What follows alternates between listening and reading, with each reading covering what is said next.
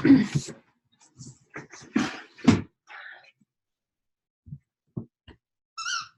Mainstay, let's go back to the kitchen. I'm sorry. We're not coming back to this.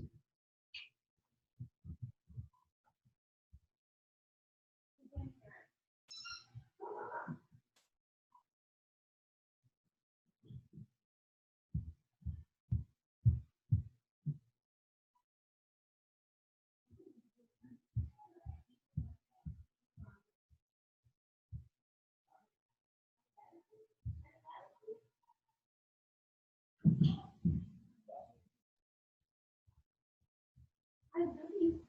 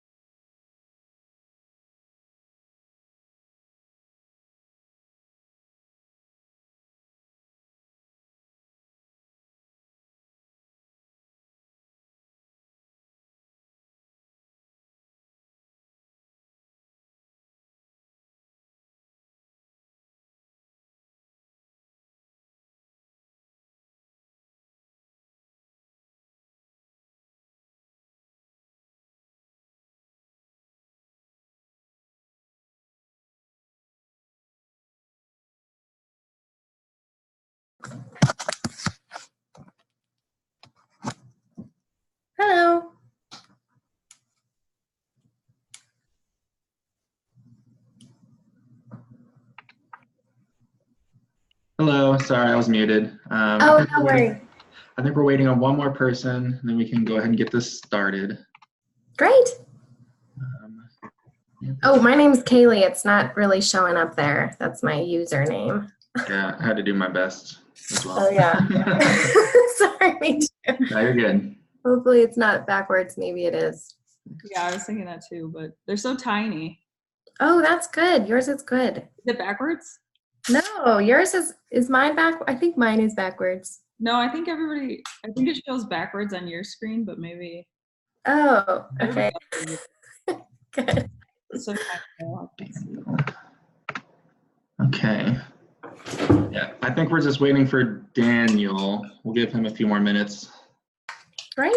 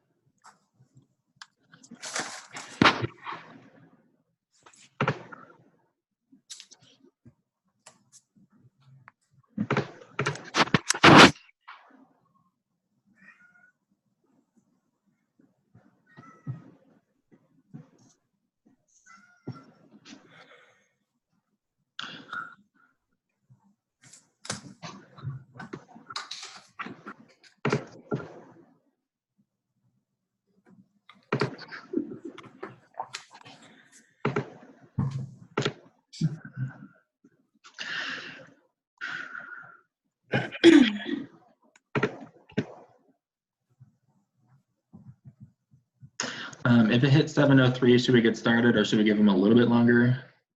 Or what does everybody think? We could email him real quickly or try to message him. Okay. I can do it through the app here real quick. Okay, yeah, that'd be great.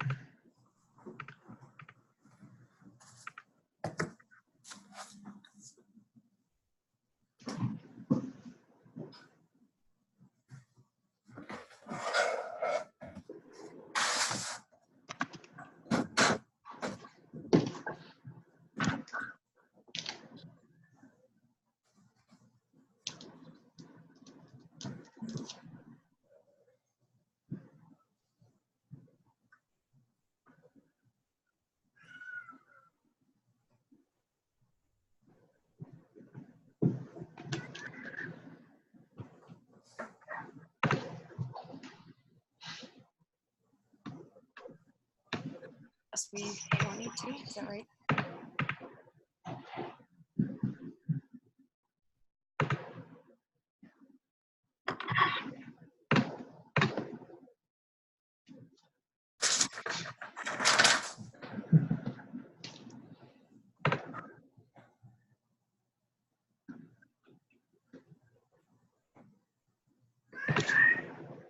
All right, well, I sent it, so hopefully he gets that and jumps on. What is his role again? He's Let me the check. Director of Public Health. Yeah. Yep. Seems important.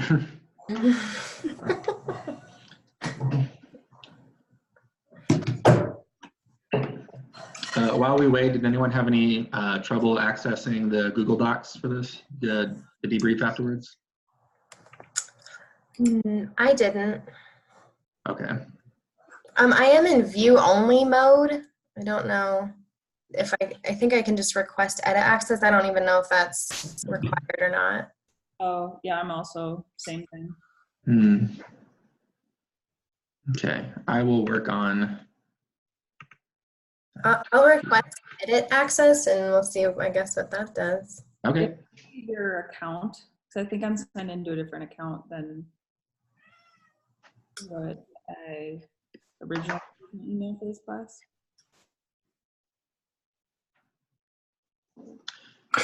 Well, Jordan, do you Yes.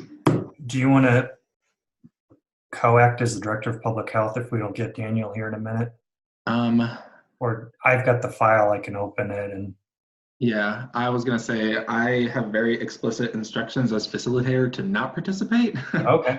And then I haven't looked at that, so I don't know how in-depth the research was for the roles, but. It's quick. Does someone want to double up on it?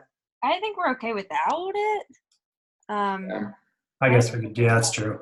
Hey, that happens at meetings too, right? Someone doesn't show up, so. Yeah. I Just guess for like, we'll, yeah, You can read the meeting notes. there you go, minutes. If we have problems, we'll deal with that as they come up, I guess, but we'll go ahead and get started while I work on the Google Docs sharing. So my name is Jordan Searchner. I'm the facilitator for this group. Can everyone see me at the moment? Yep. Okay, I have a Word document open with all of my instructions, so I want to make sure you can still see me. So it's my job basically as the facilitator to make sure everyone plays nice, keep the meeting moving with time and discussion and all that. Basically how it's going to work, from what I can tell, is we're going to go through each strategy one at a time, and then everyone's going to share their thoughts. And then after each strategy, we'll just move down the list, progress through the agenda. So first, I'm the facilitator. I will not be participating in the discussion, just moving it along. And then whoever wants to go next, share their real name, their role, and title. I'm Laura. I am the city manager, and I will be acting in the city's best interests as city manager.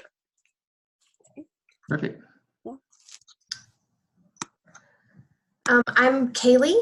I am the president of the Chamber of Commerce, and I will be looking out for the local business owners during this negotiation. Sweet. My name's Sam, and I'm going to be acting as the director from Neighborhoods for a Green Mapleton.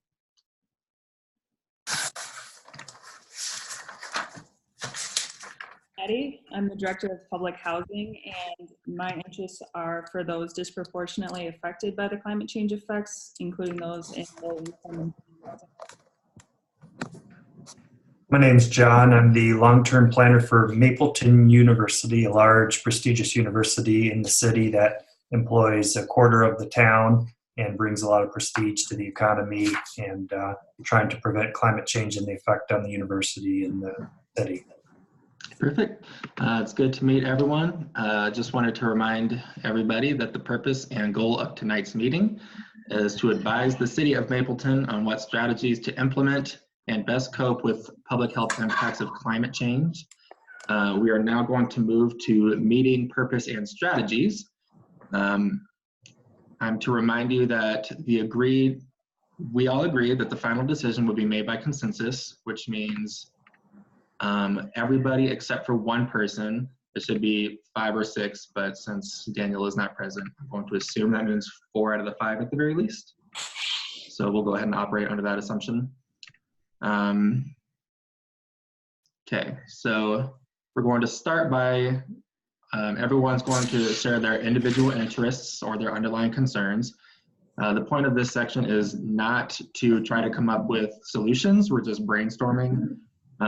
So instead of arguing a position or criticizing or encouraging other people's ideas, we're just coming up with ideas for each of the 5 strategies. And so we'll, here we go. So we're going to review the strategies up for discussion. The very first one is information-based, which I interpret as awareness and education. Okay, so basically, we want to be clear if anyone has any questions about what any of these strategies mean. Is everyone clear on, well, has everyone looked at the strategies chart? Yeah. And Yes. is everyone clear on what they all mean? Yes. Yes. Okay, perfect. Is anyone not clear? Okay, just wanted to check. If you have any questions, feel free to ask at any point. But we're going to move into the discussion of issues. So sorry, I skipped ahead. This is the part where we're going to talk about our interests and not argue a position. We're just brainstorming ideas for each of the 5 strategies. So I will go ahead and make sure this moves along, but otherwise this is between the 5 of you.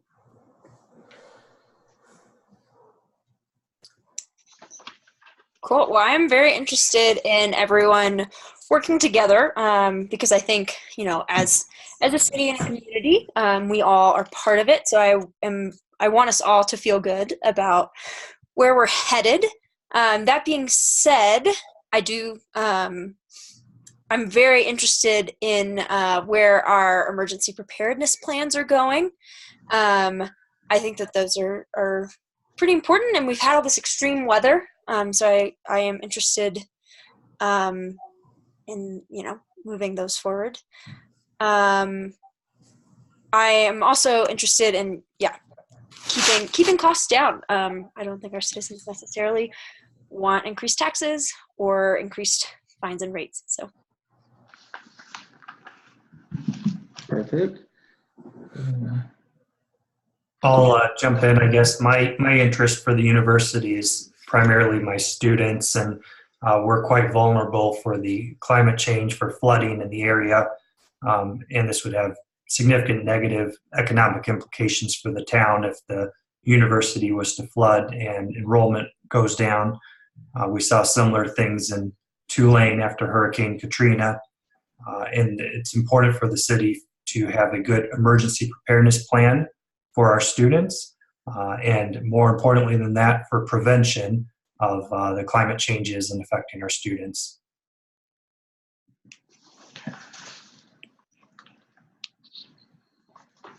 So can I follow up and ask, reduced enrollment for rules and regulations, what are some long-term impacts that you would interpret from reduced enrollment at the university? Well, I think the city certainly benefits from the amount of students coming in. The local businesses are built up. The local restaurants and the bars are all built up from students coming in. And without that constant influx of students, there's going to be less money going into the economy. I think that would hurt quite a bit. Okay. I'm going to introduce a little bit of structure. So we're going to start with strategy A, information-based approach. It is a low expense method, and we would like to discuss pros and cons for each, and I'm keeping track of the notes for this. So if anyone has any pros or cons for an information-based strategy, feel free to share those.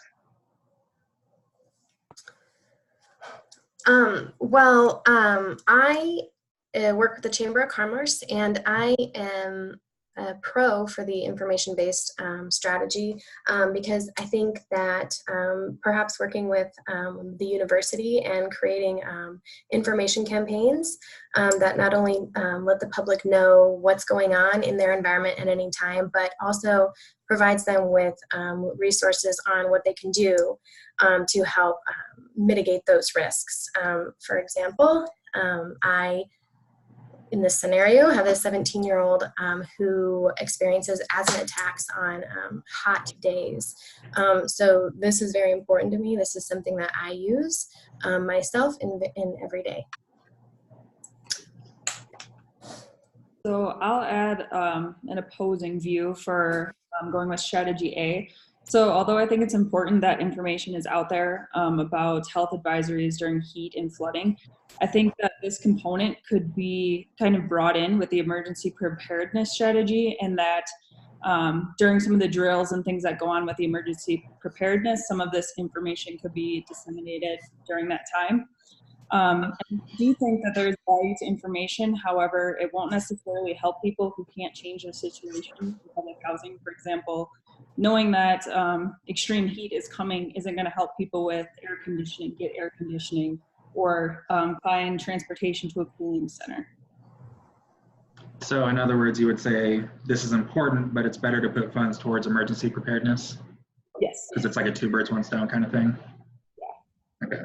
That statement. I think emergency preparedness is bolder, and I think that it's important that we take big steps. We want the public to know that we care and we're acting. Yes.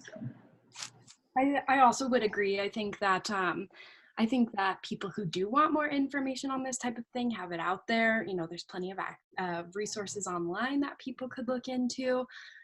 So I think like the amount of information we have out there is sufficient, and we could potentially using our resources in an alternative way. We would agree as well. From the university standpoint, we already have a robust information system where we text message and email students, and they have a good alert system already in place. And I'm not sure that would add a whole lot to our infrastructure already. Okay. So does anyone have any final comments on strategy A? I would just like to note, as a pro on strategy A, although I do agree that we have a lot of information already out there, as you all noted, I do think to kind of piggyback on the emergency preparedness importance, without sort of resources on a central hub on where to go, such as these mobile alerts, then systems such as emergency preparedness systems may be otherwise underutilized. Those are just my last thoughts. Okay. Anything else before we move on? Okay, so strategy B is emergency preparedness. We've already dabbled a little bit in that. I have a few notes already, but at the risk of sounding redundant, does anyone have any thoughts they would like to share for strategy B? So I like that John brought up Hurricane Katrina, because I think that that's a prime example of a city not having an emergency preparedness plan. Right. I think that we need to have strategies in place and have first responders trained and people who are ready to act and know what to do in case of an extreme heat or flood event, seeing as those are what we're expecting. Poor responses to emergencies can kill people very literally. So I think that that's what we need to focus on. I also think that kind of emergency preparedness is more of a secondary response to the issue. I could see on our end that might be valuable looking into crime prevention as well. And I think that's something that I would be interested in. So I'll add that I think having emergency preparedness systems in place benefits everyone, and it will increase the efficiency of what's going on during a disaster. So having these systems in place not only helps people who are disproportionately affected by the disasters, it also helps people who are maybe better off, because it'll reduce the burden on hospitals, reduce the burden on the emergency response team if they're being disseminated most efficiently during these disaster times. So in that way, it kind of has a prevention focus because those systems will be in place and ready to go. And it also does have a medium cost, so it's right in the middle of a low cost and a high cost strategy. And I agree with you, Maddie. Our university hospital is not equipped to handle a major flood. We have an academic teaching hospital. We couldn't handle that amount of influx, and our staff wouldn't be ready for that. And the safety of the students is really the most important thing. Most of these students are coming from out of town. They don't have families or places to go. And we really need to focus on being prepared, how to help them. Okay. Is anyone willing to be devil's advocate and argue for a con for emergency preparedness? Circle back to it. I just think that we have emergency preparedness kind of already in place. We've dealt with this in past issues, past events. But if we go back to prevention, we can kind of work to avoid events in the first place and avoid having any kind of emergency situation to begin with. I think that could, benefit everyone involved. Okay. So when you say prevention, are you talking about information campaigns or? I'm not necessarily information campaigns. I'm thinking we could do more to stop, extreme heat or extreme weather events from ever taking place, whether that be through, following strategies which include like rules and regulation, or strategies of that type. My biggest concern with the idea of preventing extreme weather events is that they're already happening. As our neighbor city saw last summer, 2 summers ago, they had 10,000 residents hospitalized and 500 residents die from heat related exposures. And so I think my biggest concern is prevention may not be enough in the short term, maybe in the long term, but I would still want some kind of action now. Yeah, no, I would agree with that. Prevention is also important. Okay, any final thoughts on emergency preparedness? Okay, we'll move to strategy C, which is resource allocation, which is marked as high expense. Anyone have any thoughts on, I assume it's budgetary related? Yeah, so as far as small businesses are concerned, this one is just a little, I just have some concerns about it because although we want Mapleton to be, a healthy, proactive city, we also want it to be sustainable in an economic sense. We want to keep growing our city. And so although I'm definitely open to negotiation, absolutely, I would like to kind of keep that in the back of everyone's mind as far as, who the burden falls on for these kind of resources. Just to kind of add on to that too, I think that maybe this strategy is one that could be better fulfilled by the federal government or larger government, and that its main goals are to fund ongoing research, hire public health officials, things like that. I feel like those are things that could maybe be started at a higher level and then tailored to state and city needs, and not necessarily something that a city with a population of 100,000 should focus their funds on. I would agree with you on that point. It is super expensive, and I'm not sure that would be our best route. Agreed. I agree as well. The cost is too much. All right, so does everyone feel like we're good with strategy C? Okay, so we'll move to strategy D, which is rules and regulations. Well, we strongly oppose this one. We think it's important for the university to grow, and we have intent on spreading out and opening up a second campus. And the city's really benefited quite a bit from what we've brought to the community, and we're an important economic influence on the town, and we really don't think regulations and limitations on our growth are going to improve the welfare of the city or the students as well. I think it would really deter the business development and the real estate development within the town, with students coming in and buying houses and renting. I think over-regulating it would be detrimental. Okay. And I concur with John, kind of speaking for the small businesses, I imagine, the university is going to bring in a lot of commerce for this area.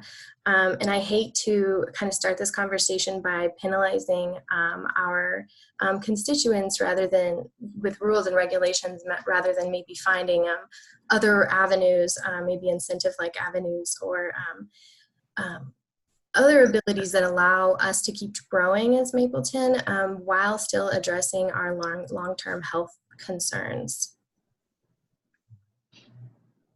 So I agree with what you guys have said as well, and I think that this shouldn't be the #1 strategy. If this was implemented, this would put a burden on public housing users to pay for these improvements or changes to infrastructure, and then those costs would have to be passed down to the tenants, which could end up just increasing some of the health risks associated with climate change if those tenants are then forced to move into housing that's even cheaper and maybe more susceptible to some of those risks. So I think that this could be a strategy, but only if some of those costs were absorbed by the city and not passed down to the tenants. So I think that this is a relatively good idea, mostly because I think it will keep ultimately taxes down, because the idea we could create rules and regulations that are focused on new development, and it can be, I know John was saying he's worried about too many regulations on the university, and I think that we could come up with ideas such as green roofs or permeable sidewalks and things like that are requirements for if you want to build new structures, and not necessarily put a huge burden on current infrastructure and things like that. So it could be something that could be, an option. If you want to build, these are the requirements to build, not that you can't. It could possibly make building a little more expensive, but I do think that it's a reasonable request on the private sector. I think this is a strategy worth considering as well. I think it would, like many of you said, it would help to grow our community, but these different rules and regulations could also help to protect the community we do have, and particularly those who are vulnerable. It would help protect them as well. I guess I worry about, I like the idea of grandfathering in already established organizations, and then maybe only requiring new regulations or zoning coding laws for new development. But then I do worry about our own population's ability to, become entrepreneurialistic and grow, and maybe that would require them to build a new building or, establish a new facility, and maybe that would make them a little farther out of their reach, just because they wouldn't have maybe the monetary resources to achieve those higher standards. So that I guess remains my concern. But perhaps, some of those costs could be offset by a governmental grant program.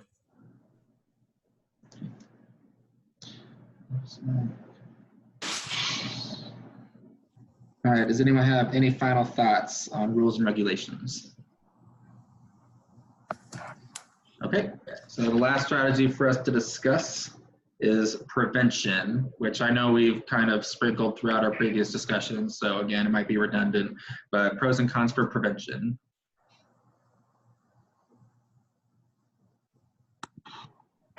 Well, we have both sort of mentioned this, and I think none of this is an issue if we can prevent some of the damage from happening. And I strongly agree that prevention is going to be the best thing to help. We certainly do want other things in place, and we want other ways to be prepared, but stopping the flooding and stopping the climate change is really the most important thing we can do for the community. I agree with you. It'll help our today and our future community down the line. I think that if anything we can do to prevent these events would be, our best possible route. My biggest concern with prevention is the cost. I think that there are other ways that we could effectively enact prevention without putting tons of money towards it, sort of like through rules and regulations or through emergency preparedness. I also, again, am worried about the fact that we're seeing large climate change events currently. So I wonder, what can we prevent? Yeah, I agree with you, Laura. I think that this is an important long-term strategy, but I'm not sure it's the most cost-effective for our community. I think that it could take years for the effects of prevention to be realized. And we've had years in the past where we've had a ton of deaths from emergencies and disasters already. So I think that we need to think a little bit more on the short term. At this point, with a strategy that focuses on setting systems in now that we are prepared for disaster, instead of preventing one that could happen years from now, but they're already happening now. So yeah. I would just like to speak in support of the prevention strategy. I think that first of all, looking at the long-term goals is definitely important, but I do agree with you, Maddie. The short-term should be a priority as well. However, I think that this strategy offers a very unique opportunity for us as a small town in that, by enacting some of these, green infrastructure, green roofing things, perhaps within a collaboration between the university and city buildings, we could start by implementing these prevention strategies there, and then incentivize independent business owners to adopt the same. Hopefully this will create a culture of, climate awareness and consciousness, in addition to any other strategies we may employ.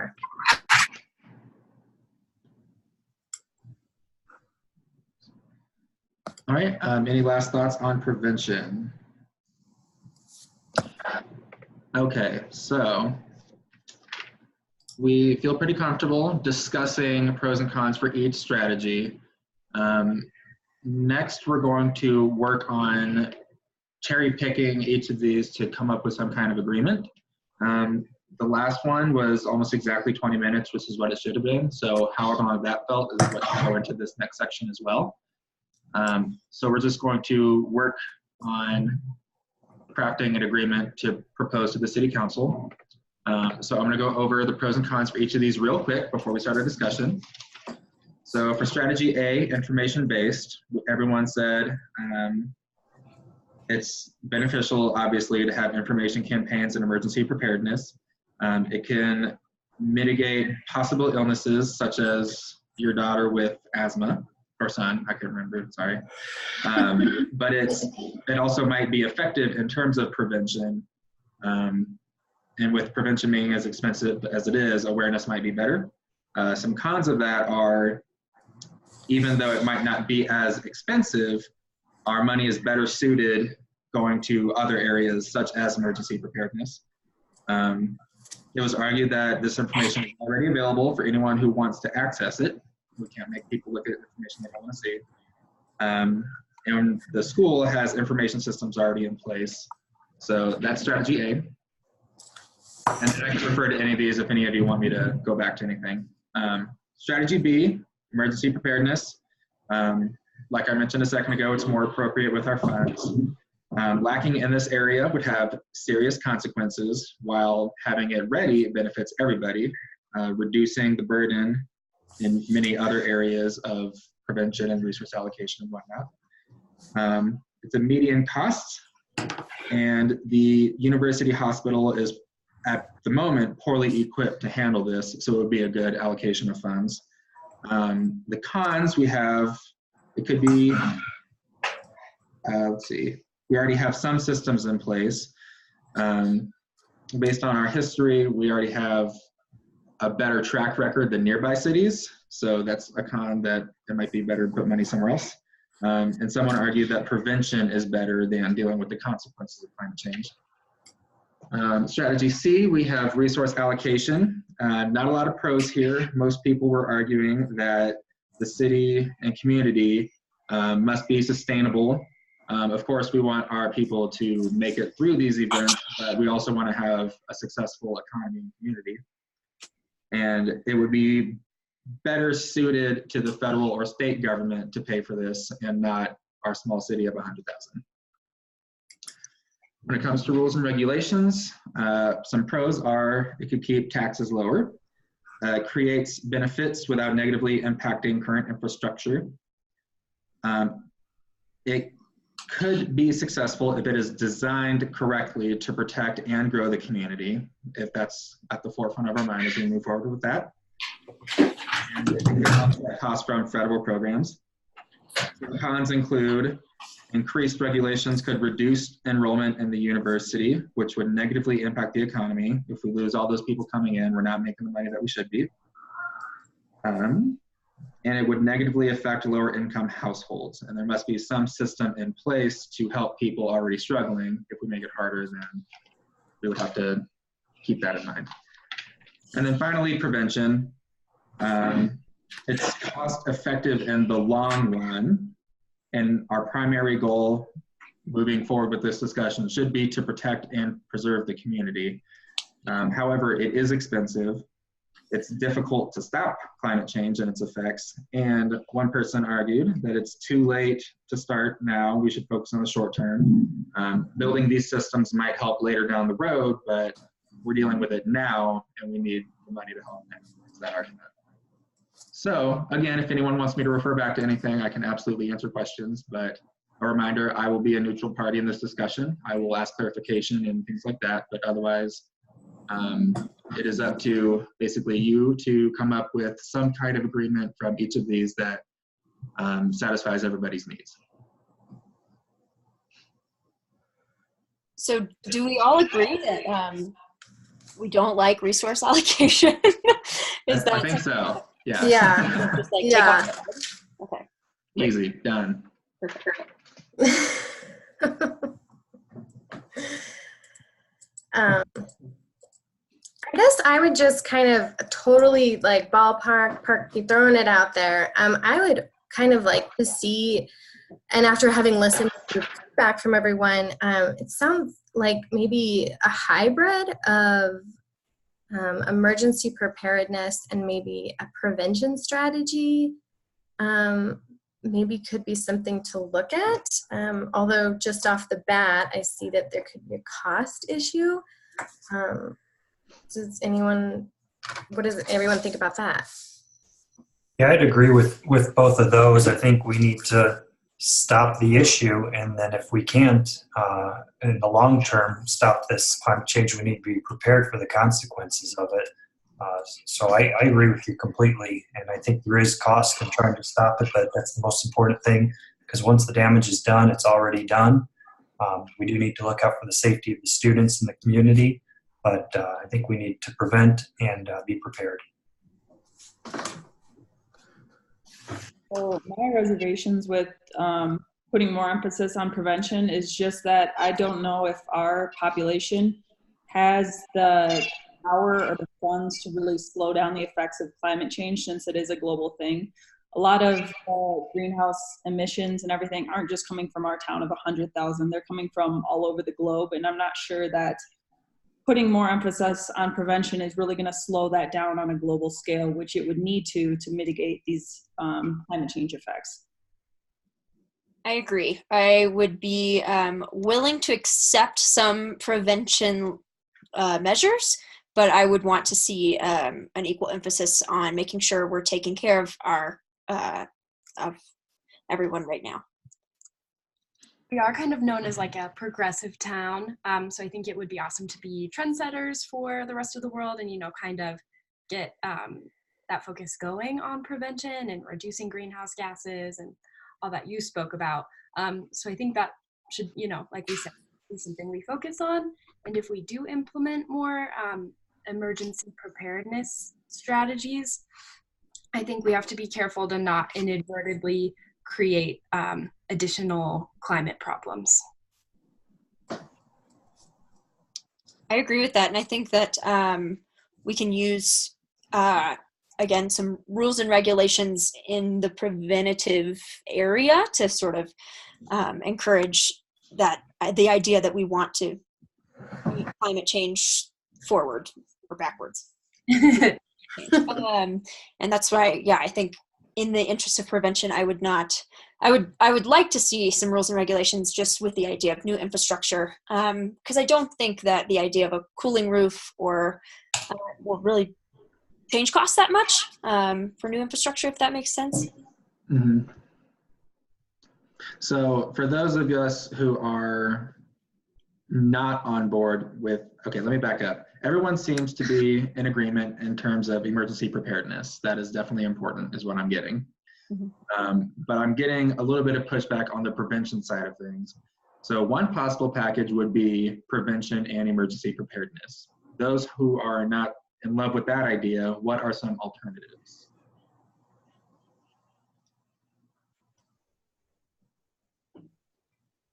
And I can go back to the list if it helps. Anyone needs it. I think it's Maddie and I who are not crazy about the prevention strategy.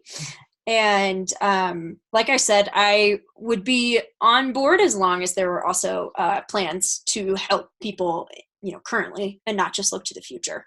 Yeah, because like I said, our neighbor town saw 10,000 people, I think, in their hospital because they were hit with a heat wave. And I think that we were just lucky that we weren't hit with the heat wave. I don't know that it's necessarily that it couldn't have been us. I think we're neighbors. Could have easily been our town. Okay. And I'm sorry, but what type of rules and regulations would have prevented that, I guess? I'm just trying to understand how those can help us not be our neighbors.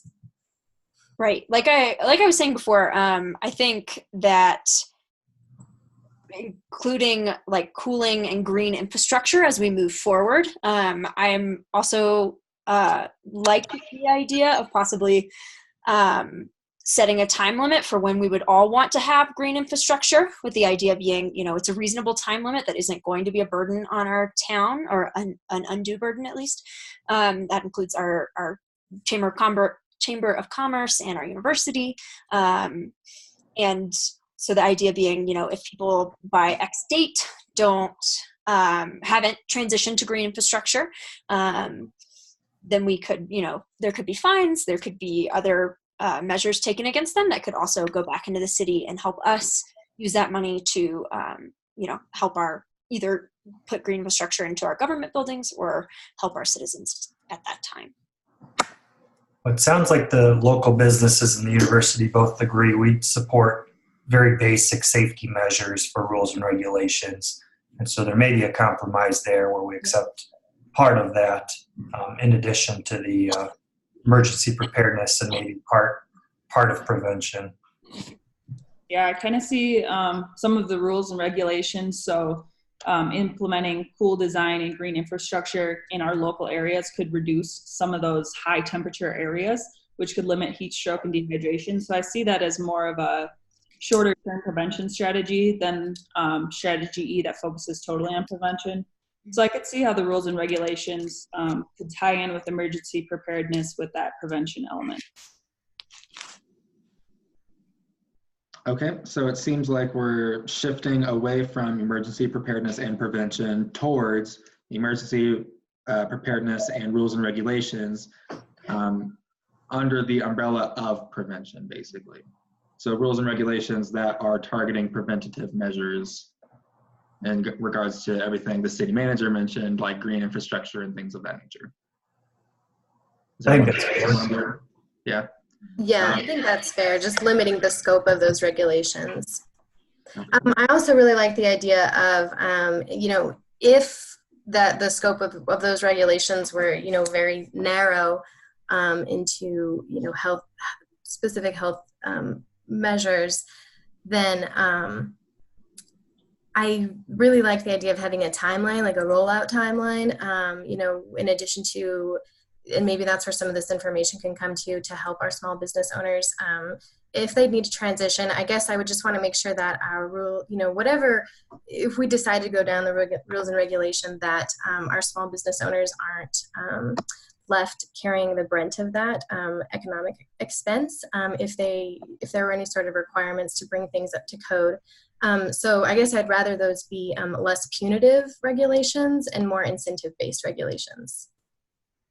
I also agree with that. And like I mentioned earlier, I think it would be really burdensome to put those costs, have them go on to the tenants. So I agree with you that those regulations and rules should find a way to, balance the costs and not put them on small business owners, like you said, and also tenants of public housing.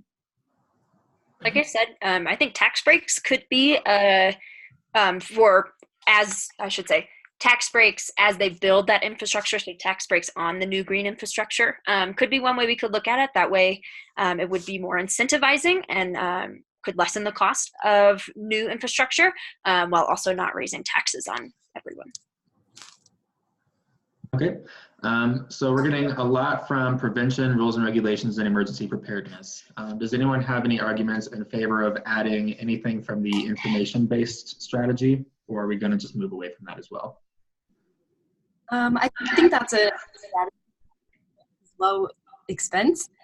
It also kind of is low impact. And it seems like maybe we're all on the same page that that might not be our best investment, I would say. Okay. Especially because the caveat of any strategy that we decide, I imagine, would have some sort of rollout campaign around it. It's not like we would design this in a bubble. Okay. Sort of throw that away. Does anyone have any final thoughts, or are we ready to kind of go over what we've decided for an agreement? Okay, so we'll go ahead, and we have two main ones, although I feel like we're moving towards one over the other. The first one we all decided was prevention and emergency preparedness.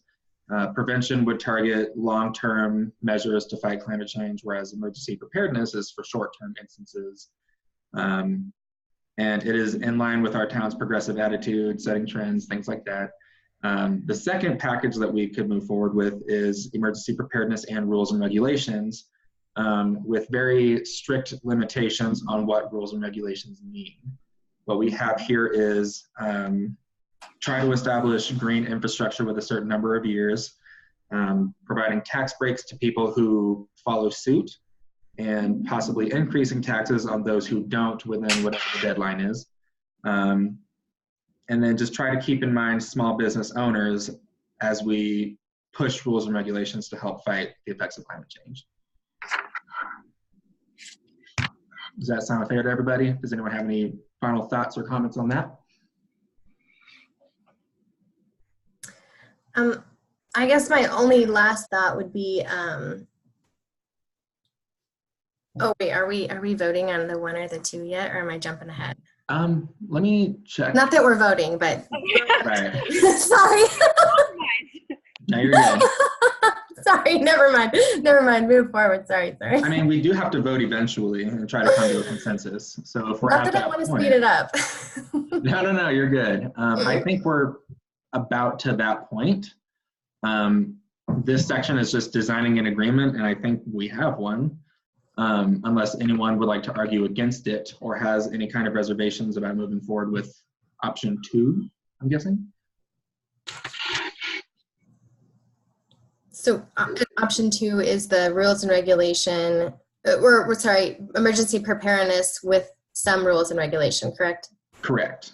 Okay. Could we hyphenate it and say rules and regulations like with the goal of prevention, with the goal of meeting short-term needs and prevention, perhaps? I don't see why not. Okay. Because I think that everyone's mostly on the same page about that. Okay. Is there anyone who is not? I guess my only hesitation is investing more in emergency resources. Okay. Our rules and regulations will already kind of guide us in regards to what core services are available to us. I know we touched on maybe there not being enough services already available in the event of some kind of disaster. Is that mainly why we're looking into investing more in emergency resources? Is that mainly why? So basically what you're saying is you're okay with this package so long as our primary focus is emergency preparedness? No, I think the concern is that we already have services to kind of deal with the outcomes of events. Okay. And that rules and regulations can make sure that those are in place and they're ready for us. I think adding more emergency resources has the potential to create more issues for our climate. I'm my group specifically is worried about greenhouse gas emissions and preserving open spaces. So I guess my concern a little bit would be about how investing more in emergency preparedness would impact that. Okay. Does anyone have any thoughts? So I think the goal of the emergency preparedness strategy is just to make the response in the event of a disaster more efficient. I know it was mentioned that the burden on the university hospital was pretty high and that there were not systems in place to reduce that burden during a disaster. And I'm not really sure how legislative rules and regulations would change that. I think that would be something that the hospital would need to kind of internally figure out. And also with the emergency preparedness, one of the things that would be, for example, having cooling centers, and that would be somewhere that low-income residents who do not have AC would be able to go to. So in that event, even though that does take energy to run those cooling centers, the other option is that these residents remain at home and don't have AC and risk adverse health effects or deaths. So I think that we're kind of at the point where we're past the point where not running those cooling centers, for example, would reduce, energy use. I think that those need to be run. So I think the point of emergency preparedness would just be to organize those systems and get them ready for the event of a disaster. My concern is just if we're going to continue having these events and needing these backup resources, how far can we go until, we have so many cooling centers that the problem just keeps escalating? I think that really is moving away from prevention of the whole event. What if we defined the rules and regulations to kind of account for that, so that emergency preparedness, we can fund that appropriately. However, any changes for emergency preparedness that would add to carbon emissions or anything like that, the rules and regulations would restrict those measures. Yeah, I think that's something that, I could be on board with, and we could, work on that. Okay. Yeah, I think there could, I agree with that as well. And I think there's definitely an intersection between, having the most efficient preparedness responses and then also finding the most green way to run those responses. I know carbon offsetting is maybe not incredibly scientifically proven at this point, but I do think that there's something to be said for every hour or two or day or whatever we have to run something like a cooling center. We can talk about ways that we could offset those emissions, like by holding green day, plant with a friend day or whatever. We could have citywide events to encourage less carbon emissions, to reduce carbon emissions. So I'm almost hearing, and correct me if I'm wrong, but maybe a prevention focus with a small emergency preparedness, basically ensure that your current systems will meet the potential demand that we saw from our neighboring city. And then those two strategies are then reinforced by rules and regulations. And then for my own personal bias, maybe a heavy emphasis on the rules and then less so on the regulations, maybe with long-term rollouts, incentivized programs, things to help business owners if they choose to make that transition. Does that sound right, or? I think that's a good compromise of those things. Okay. Does everyone feel comfortable with that package? Do you want me to go over it one more time, or do we feel okay? Why don't you go over it just one more time? Okay. Sure. So we have the two primary strategies that we're targeting are emergency preparedness and rules and regulations. Both of these have kind of the idea of prevention, I guess, specifically the rules and regulations. We have green infrastructures for, mostly this is for rules and regulations. Emergency preparedness, most people feel comfortable with that. But we have green infrastructure within a certain number of years for the rules and regulations. Tax breaks for people who follow in line with that, and some kind of tax-related repercussion for those who don't meet the deadline. We're going to have some basic safety measures, and then after that latest discussion, use regulations to restrict any kind of waste, I guess, with the emergency preparedness.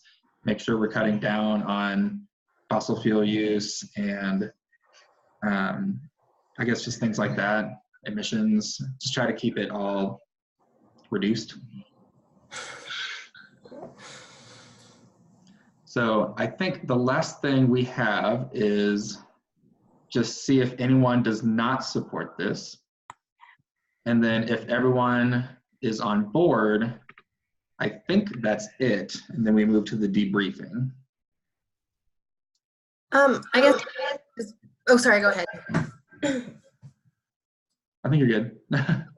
Sorry. You're good. No, you're fine. I just kind of after what you just said, it sounded like you were more touching on emergency preparedness and rules and regulations under the umbrella of prevention. Mm-hmm. But I guess I would just, and I don't, maybe this is semantics at this point, but I would like it, I am more in favor of prevention and emergency preparedness supported by rules and regulations. Because I feel like we just don't want to be dictating to our citizens, you know, how they want to lead their businesses or their lives. So I think this would give them a little more independence, focusing on those two, unless anyone disagrees. Does anyone disagree? I think that as long as, again, the prevention focuses on the fact that we are facing these massive events currently as well. So recognizing we do need to have some prevention measures, but also if, you know, we have people dying from heat waves, like that's our first concern. I'm about it. Agreed. Agreed. Okay, so we're gonna shift this slightly. We're gonna say our agreement will be emergency preparedness and prevention with an emphasis on rules and regulations. And that kind of encompasses short-term and long-term impacts from climate change. So that way we try to, I guess, just tackle it on both fronts, dealing with it as it happens and preventing it down the line. Does everyone feel comfortable with that? Or rather, does anyone not feel comfortable with that? Okay. If I'm understanding this correctly, our conversation is over outside of the debrief. Does anyone feel similarly, unless there's anything else that we need to talk about for this? We've reached an agreement. Yeah. Okay, perfect. So do we, I can't remember what it said. Do we stay on the group chat, I guess, as we do the debrief? Yeah. Okay. So give me 1 second, see if I can open up this editing for everybody. I think it's okay if you just write. Is that okay? Just No, I'm okay with that. Yeah, I'm okay with that. Okay, so let me just go through these one at a time. There's 13 questions here. So move that away. So each group must debrief at the end of their simulation and complete this document together. Okay, so just answer the questions. So what was the outcome?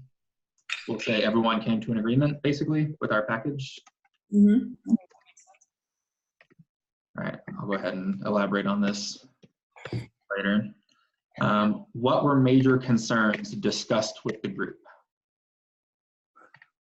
I think long-term versus short-term goals was one of the big ones. Cost. Yep. Economic impact. Mm-hmm. Maybe primary prevention versus secondary. Mm-hmm. Okay, and was an agreement reached? Yes, it was. If so, what were the keys to getting an agreement? Compromise. I think we were split on a couple things. Mm-hmm.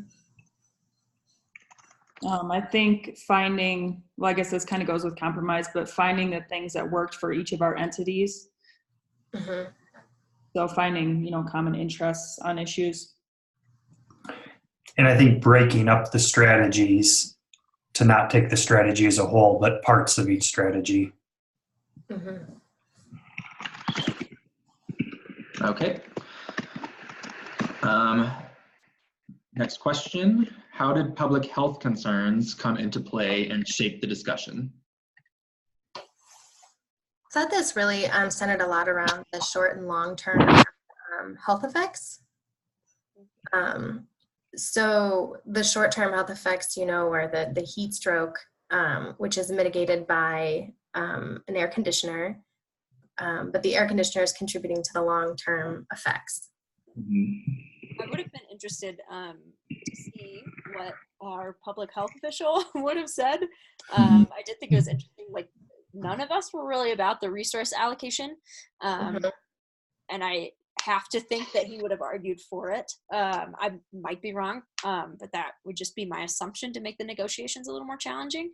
Right. So that would have been interesting. That makes sense. I think also we did a lot of time prevention methods, and kind of think of climate change as a disease. You know, you think of primary prevention, secondary prevention, and now we're kind of in this phase where we still want to focus on secondary and maybe tertiary prevention, but we also need to focus on, you know, treating what we're dealing with as well. Okay. Next question. How did your group go about balancing competing interests and still come to an agreement? Were trades involved, and if so, which were the most significant?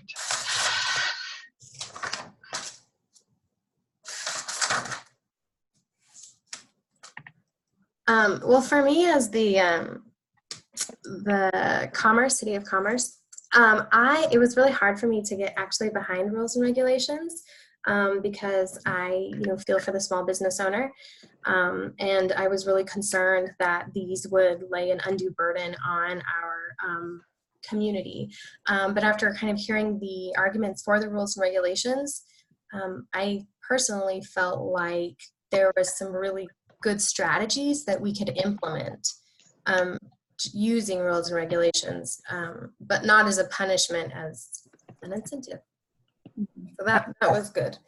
Yeah, I agree with Kaylee. I think that with her thinking about small business owners and me thinking about public housing tenants, we both had, subsets of to think about. And I think bringing that point of view to the rest of the group kind of just brought perspective and emphasis to actual people in our community. Okay. Yeah, that was when I read over like the things I was supposed to like and not like. Prevention was like, it was like opposed, but then it said, okay with it as long as there are short-term benefits. And I think that like reading that, I was like, okay, thinking back to the how do you find common ground? Like we're working towards the same idea. That was when it was like, oh, well, like I don't want to raise taxes because then people don't like the city officials if they raise the taxes. But like tax breaks, on the other hand, like we could probably do with. That's right. Yeah. And it seems like instead of trading and picking or voting, we added multiple strategies, which is how we came to a consensus.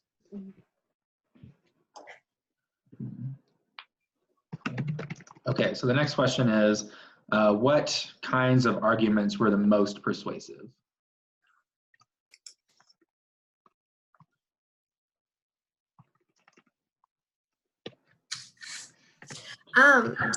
From my point of view, so I was really behind information-based strategies. But after listening to everyone kind of talk about, we already have the information, and maybe it's more of the delivery systems that we're lacking in. That convinced me fairly quickly after really thinking about that. I think a lot of the points that people brought up were evidence-based and also specifically based on the last major disaster that happened. So I think that put things into perspective for everybody thinking about future strategies for the community. Yeah, that common ground that I thought was really important, and having everyone work together was top on the city meeting priority. So. Okay. Next question. What were the major public health concerns highlighted by this game, and do these reflect the reality in the actual communities represented by each of you?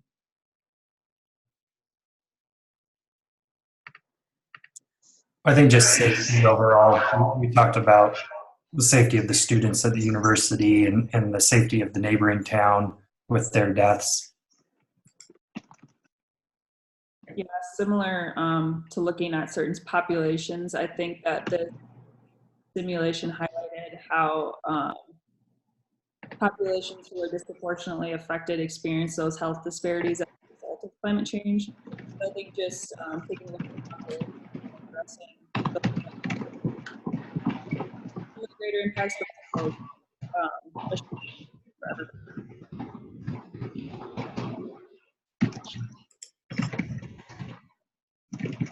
Okay. Next one. Was anyone's real life viewpoint changed by the results of this game? And do you feel better prepared as a result of the game to engage in efforts in your own community to reduce vulnerability and enhance resilience in the face of climate risks? I actually was super excited to hear them talk about coral reefs because I read an article in the last 6 months that talked about how they're either, I don't know if it's all of France or it's just areas of France where they're requiring that you basically have a garden on your roof. And I legitimately don't think that's a crazy expense. I don't know how that would affect roofs, like shingling, and if it would cause more like decay faster. But I thought, in real life, I was like, oh, that's really cool. And something that I would consider if I were Right. so. So did anyone feel their real life viewpoint differ or change after this at all?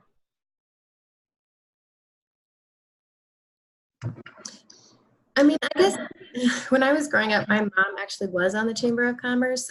She's a small business owner, and I kind of came from a rural area. So there, the word's rules and regulations are like very taboo. Mm-hmm. So I thought it was kind of funny that I got assigned this role. And I was able to empathize with this role fairly quickly. And as funny as it is, as much as I am very excited about this public health thing, I never really thought about rules and regulations as a very positive thing. Mm-hmm. So I appreciate,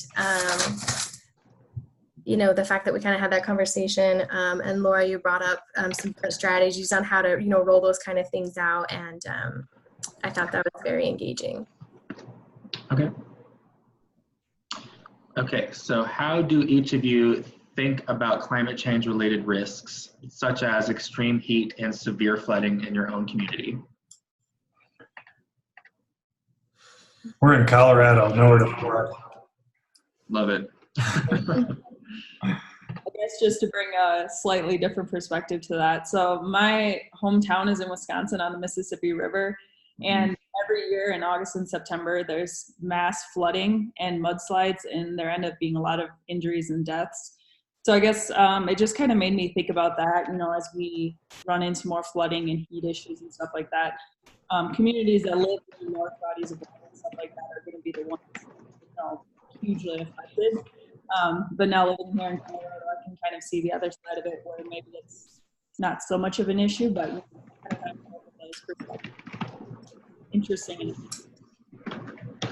Yeah, Okay. and I'm a ski instructor, and I don't want our winters to disappear. So I can say, I live in Breckenridge, and if there's not enough snow, it destroys the economy of the town. And it's it's not just me. It's people who have been ski instructing for years and years and years, and this is their only income, and it's all they want to do. And so it's a very, from another perspective in Colorado, it's very real, where you're in 30 years, will this still be a career? Will this still be a town that has an economy? Because tourism is such a big deal, and it's all about the ski industry. So Right.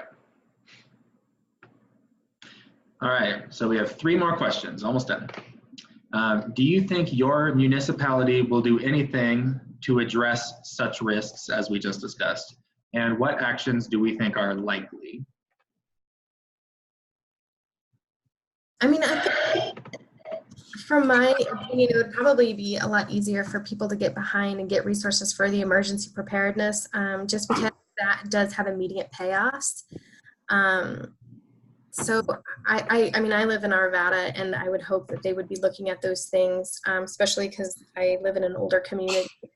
So I can see how, inaccessibility to things like air conditioning, could be a huge problem.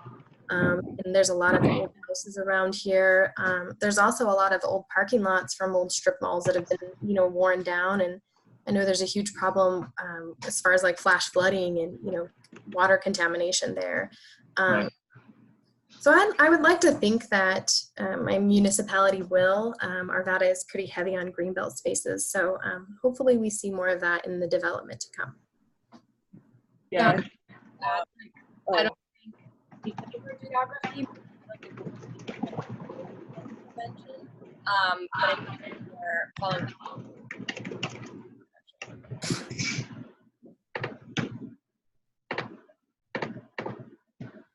Okay, next question. What might encourage members of your community to become more involved in addressing the public health risks associated with climate change?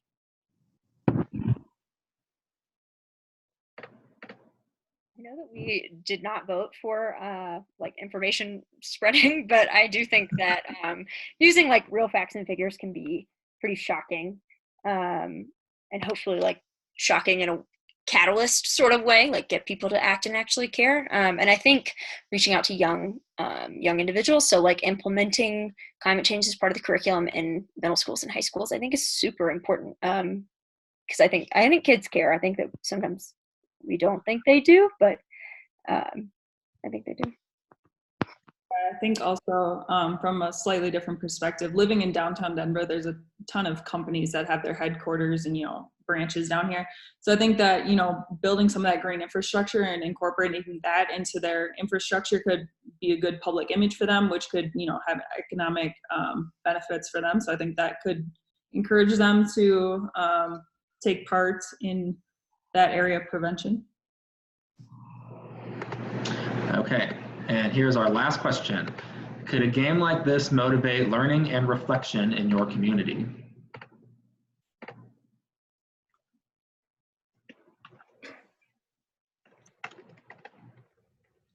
I'm saying it could, because I think a lot of us are filling roles that we normally wouldn't really consider. So I think it forces us to think about benefits and risks and things like that in ways that we really normally wouldn't. Mm-hmm. And I think instead of presenting all of your opinions at once, each person having a specialized role really brings that specific information to the conversation. And I think it, when it's done like this, it's a little disarming, that it's more in a friendly way and opens up discussion when you have stock of the game. Yeah, agreed. Because I think it's kind of cool because none of us, or maybe I could be wrong, but are, experts in the roles that we've been assigned. So it makes us think about, if we really were in this job, how many things you'd have to consider. And although you may represent somebody, that doesn't necessarily mean your interests are going to push a principle. All right, so I know everyone had some difficulty editing the document, but can everyone see the Google Doc? Yeah. Jordan, What? can I ask for one thing on number 6? Yep. Tax breaks didn't persuade me to allow preventative measures. I would say that, like, I thought I wanted to. I wouldn't say that. I would say I considered tax breaks as a way of like amalgamating rules and regulations and preventative measures. Joining rules and regulations and preventative measures. Okay, so you can you say the full sentence? Consider tax breaks a way to join preventative measures with rules and regulations. Okay.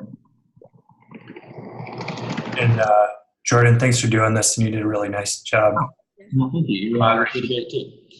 Is it worth the number 1 saying kind of what our agreement was?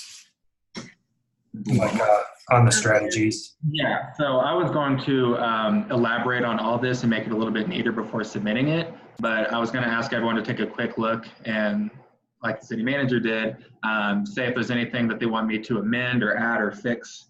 But I definitely plan on elaborating and, like I said, clean it up, make it nicer to look at, I guess. Well, maybe we should just review the wording on that first one, just since that's kind of the one that's gonna spur all of the other conversations. Excuse me. If that's okay with everyone, we could just do that one together, maybe, or. Sure, yeah, I don't mind. No one else does. So,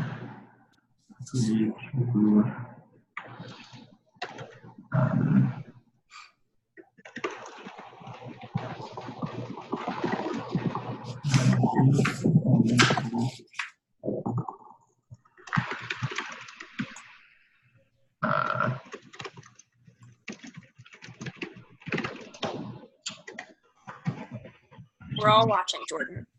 no pressure. Yeah, right.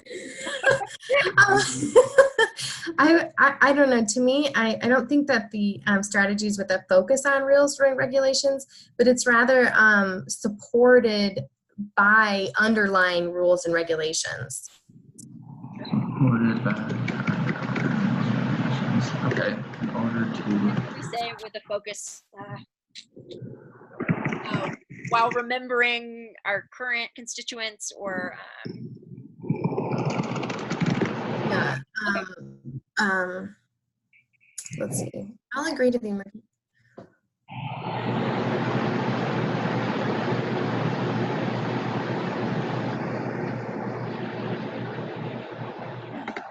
I think that looks good. we could say, you could put like a whole semicolon and be like, we want to take care of our what's the word I'm looking for? I keep saying students, community members today and in the long term. Oh yeah. Yeah.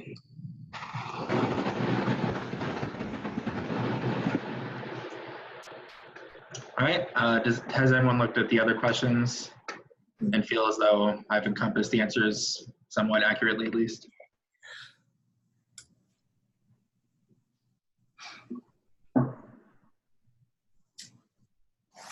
Yeah, looks good. Mm-hmm. Looks good. All right, so I'll go ahead and review it and tidy it up a little bit before submitting it, but I think that is the end of the simulation. So thanks for playing along, everybody. Thanks so much, Jordan. Thank you, everyone. Thanks, guys. Thanks, everyone. Have a good night. Thanks, you too. Take care.